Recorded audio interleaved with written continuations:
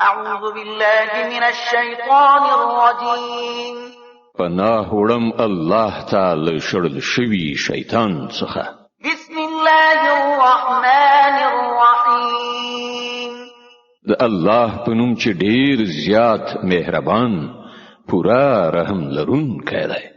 الطلاق مرتان فإمساك بمعروف أو تسريح بإحسان ولا يحل لكم أن تأخذوا مما آتيتموهن شيئا إلا أن يخافا ألا يقيما حدود الله فإن خفتم ألا يقيما حدود الله فلا جناح عليهما فيما افتدت به تلك حدود الله فلا تعتدوها ومن يتعد حدود الله فأولئك هم الظالمون.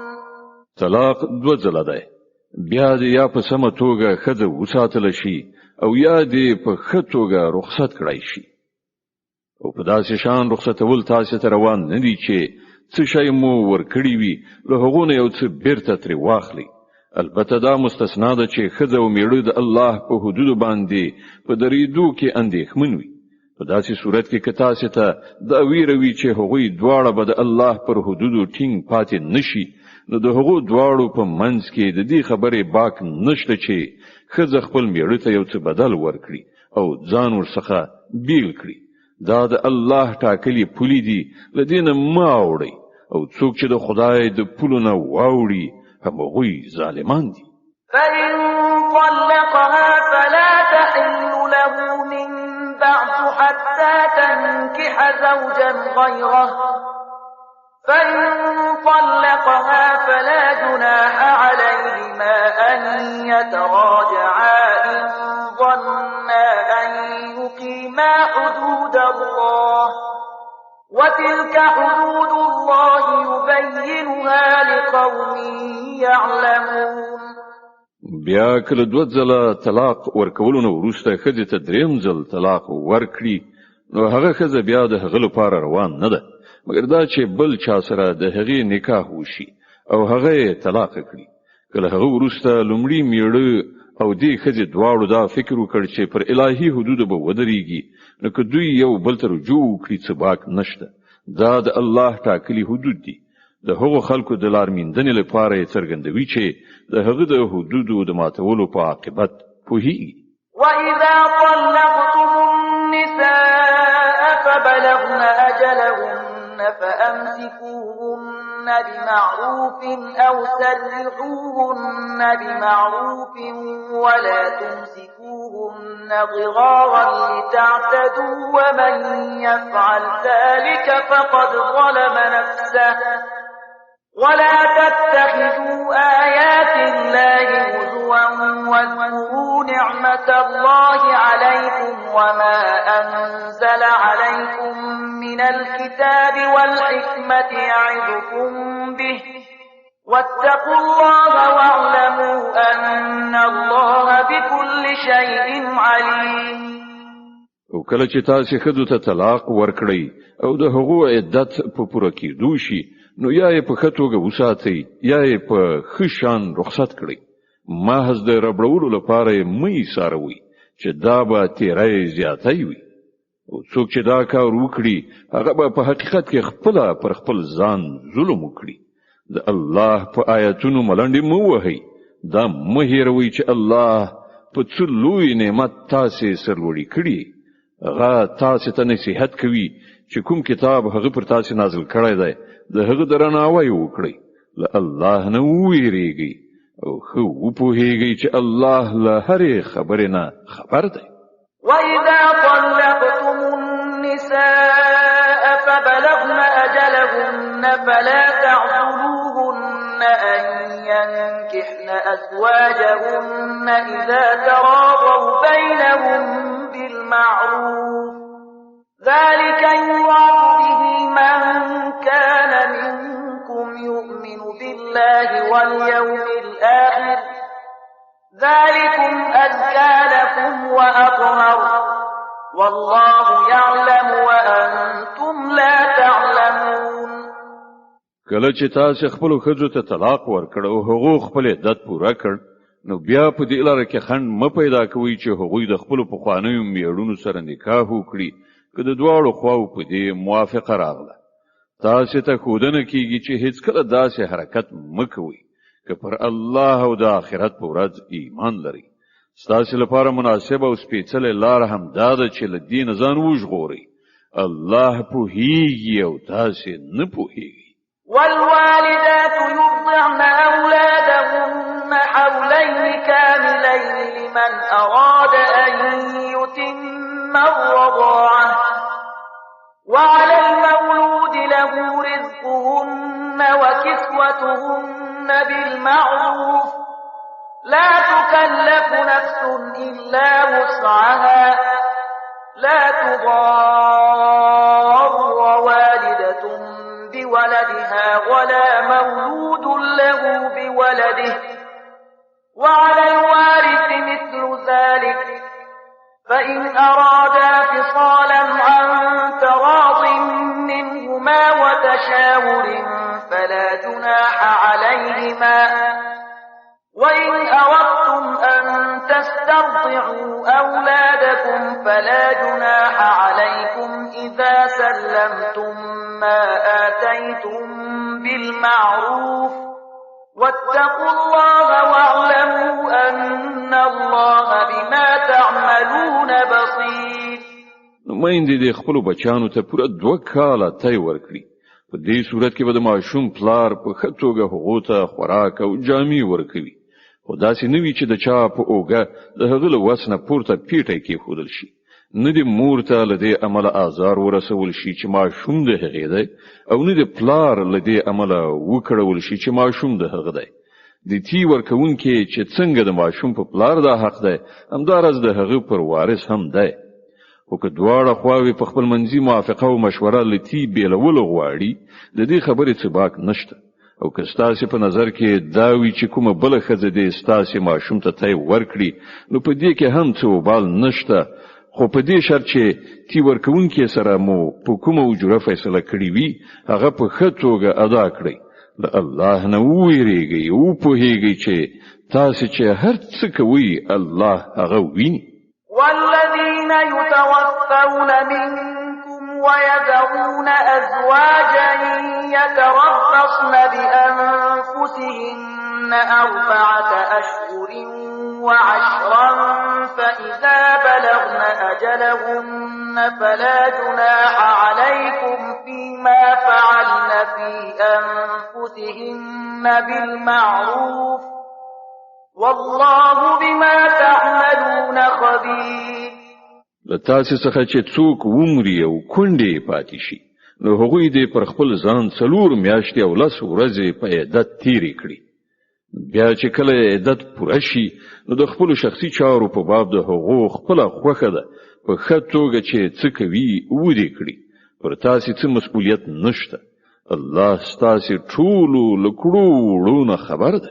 ولا جناح عليكم فيما عرضتم به من خطبة النساء أو أكننتم في أنفسكم علم الله أنكم ستذكرونهن ولكن لا تواعدوهن سرا إلا أن تقولوا قولا معروفا ولا تعزموا عقدة النكاح حتى يبلغ الكتاب أجله واعلموا أن الله يعلم ما في أنفسكم فاحذروه واعلموا أن الله غفور حليم. د عدت په موده کې که تاسو له هغو کونډو سره د نکاح هیله په اشاره کنایات څرګنده کړئ او که په زړونو کې پټه وساتئ په دواړو صورتونو کې څه باک نه لري. الله پوهیږي چې هغوی به په زړونو کې در یادیږي. خو پام کوئ چې پټه وعده او تړون به ورسره نه کوئ. که کومه خبر کول وي نو په روا ډول دی وي او د نکاح تړلو پریکړه تر هغه وخت مه کوئ چې تر څو پورې عدت تیر شوی نه وي. خو وپوهیږئ چې الله ان ستاسي د زړونو پر رازونو پوهیږي نو له هغه نه ویریږي او په دې هم وپوهیږي چې الله زغمونکی دی له وړو وړو خبرو تیریږي. لا جناح عليكم إن طلقتم النساء ما لم تمسوهن أو تفرضوا لهن فريضة ومتعوهن على الموسع قدره وعلى المقتر قدره متاعا بالمعروف حقا على المحسنين. پر تاسو هیڅ ګناه نشته که خپل خزو ته مخکې له هغه طلاق ورکړئ چې لاس مو نوی وروړی او مہر مو نوی ټاکلی. په دې صورت کې هغه ته څه ناڅه ورکول ضروری دي. وسوال دي د خپل وسې او بیوزلی دي د خپل وسې په اندازه په ښه توګه څه ورکړي. دا پر نیکانو حق دی. وَإِن طَلَّقْتُمُوهُنَّ مِن قَبْلِ أَن تَمَسُّوهُنَّ وَقَدْ فَرَضْتُمْ لَهُنَّ فَرِيضَةً فَنِصْفُ مَا فَرَضْتُمْ إِلَّا أَن يَعْفُونَ أَوْ يَعْفُوَ الَّذِي بِيَدِهِ عُقْدَةُ النِّكَاحِ وَأَن تَعْفُوا أَقْرَبُ لِلتَّقْوَى ولا تنسوا الفضل بينكم إن الله بما تعملون بصير. او که تاسو له لاس ورولو مخکې طلاق ورکړی وي خو مہر مو ټاکلی وي نو په دې صورت کې به نیمایي مہر ورکول وي.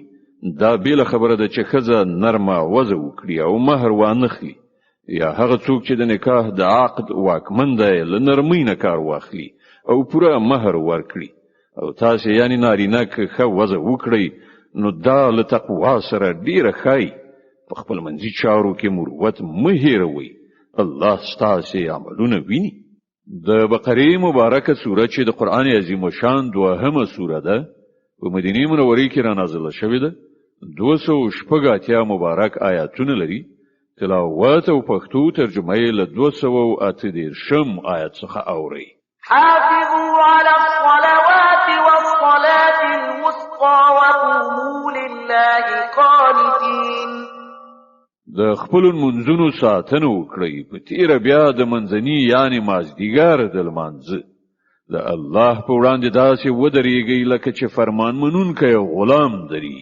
فإن خفتم فرجالا أو ركبانا فإذا أمنتم فاذكروا الله كما علمكم ما لم تكونوا تعلمون.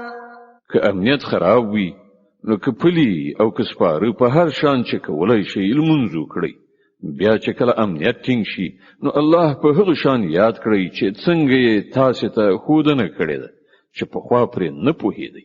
والذين يتوفون منكم ويذرون أزواجا وصية لأزواجهم متاعا إلى الحول غير إخراج فإن خرجن فلا جناح عليكم فيما فعلن في أنفسهن من معروف والله عزيز حكيم.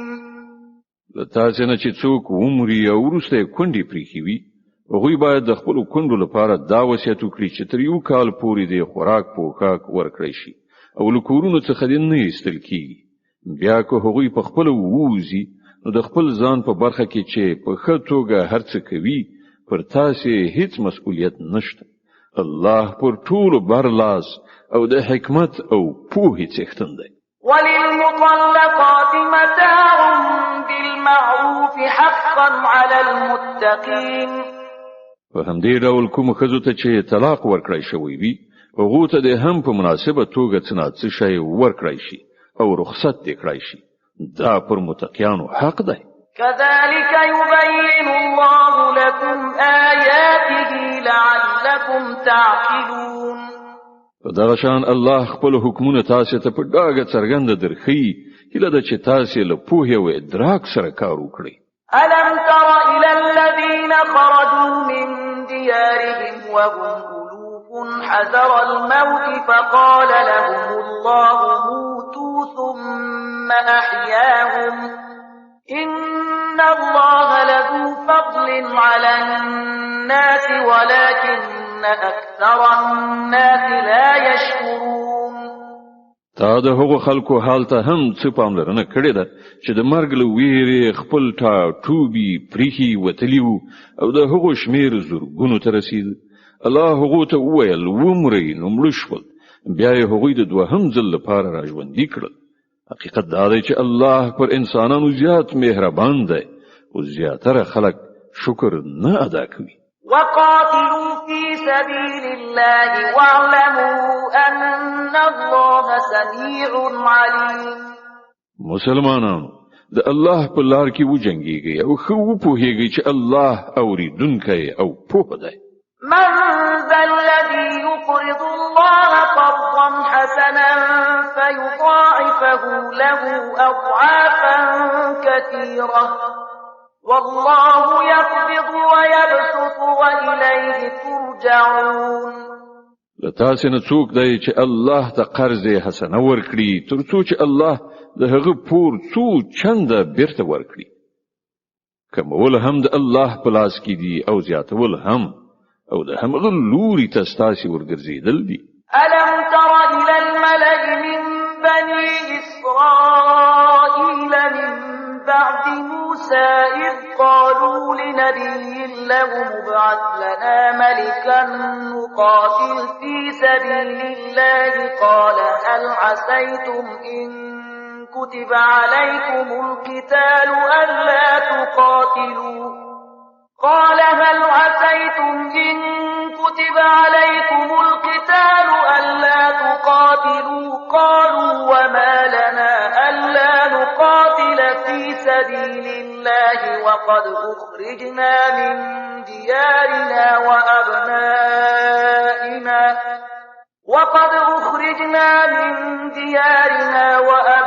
وأبنائنا فلما كتب عليهم القتال تولوا إلا قليلا منهم والله عليم بالظالمين. تا پر هغه موضوع څخه غور کړی دی چې له موسی نه وروسته د بنی اسرائیل مشرانو ته پیښه شوې وه. هغه خپل پیغمبر ته وویل زمونږ لپاره یو باچا وټاکه تر څو چې موږ د الله په لار کې جنگ وکړو. پیغمبر پوښتنه وکړه بیا خو به داسې نه وي چې تاسې ته د جنګېدو امر وشي او تاسې ونه جنګېږئ. هغه ځواب ورکړ نه خیر دا څنګه کېدای شي چې موږ د خدای په لار کې ونه جنګېږو په داسې حال کې چې موږ له خپلو کورونو څخه ایستل شوي یو او زموږ اهل او عیال له موږ څخه بیل کړی شوی دی. او کله چې هغو ته د جنګېدو امر وشو نو له یو لږ شمیر نه پرته نور ټول په شا لاړل او الله د هغو هر یو تیری کوونکی پیژني. وقال لهم نبيهم إن الله قد بعث لكم طالوت ملكا قالوا أنى يكون له الملك علينا ونحن أحق بالملك منه ولم يؤت سعة من المال قال إن الله اصطفاه عليكم وزاده بسطة في العلم والجسم والله يؤتي ملكه من يشاء والله واسع عليم. د هغو پیغمبر هغو ته وویل چې الله طالوت ستاسې پادشاه ټاکلی دی. د دې خبرې په اورېدو هغوی وویل هغه څنګه پر موږ باندې د پادشاه کېدو استحقاق وموند. د هغه په پرتله موږ د پادشاهۍ زیات وړ یو او هغه ته په مال کې پراخوالی نه دی ورکړی شوی. پیغمبر ځواب ورکړ الله پر تاسې همغه غوره کړی دی او هغه ته روحي او جسمي دواړه ډوله پراخ اهلیت وربخلی دی او الله واکمن دی چې اته چې خوښه شي خپل ملک ورکوي. خدای سره ډیره پراخي ده او هر څه باندې عالم دی.